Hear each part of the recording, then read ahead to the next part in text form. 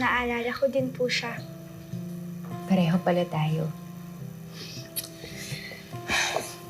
Alam mo, Ara, napakabait ng lolo mo. Napakabuting tao. Napakasipag. Kaya nga niya napalago yung negosyo natin. Utang natin sa kanya lahat ng mga meron tayo ngayon. Kaya taon-taon, nagpapadasal ako tuwing death anniversary niya.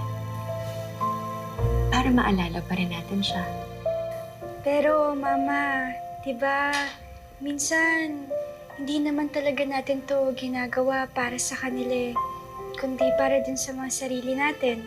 Kasi, dito natin napapakita na hanggang ngayon, naaalala natin sila, tsaka mahal natin sila.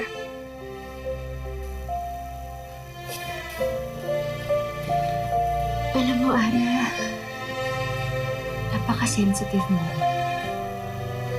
Na kahit nasa murang edad mo na yan, ganyan ang mga sinasabi mo. Nakakatuwa ka. Halika nga. Ay! I'm so sorry. Mama, ako na po dyan. Ha? Opo, magpalit ka na po. Ako na po dyan. Hindi, it's okay. Si Yaya Dulcin. Sige na, Mama. Ako na po. O, Palit sige. ka na po. Okay lang Papalit po. lang ako. Opo, Mama. Salamat, Ara. Sige na po, Mama. Ako na po bahala dito.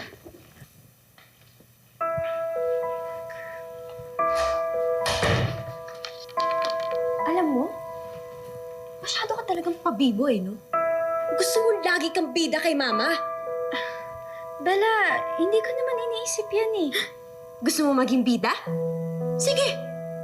Humanda ka bukas. Dahil bibigyan kita ng eksena at doon mo pakita yung galing mo.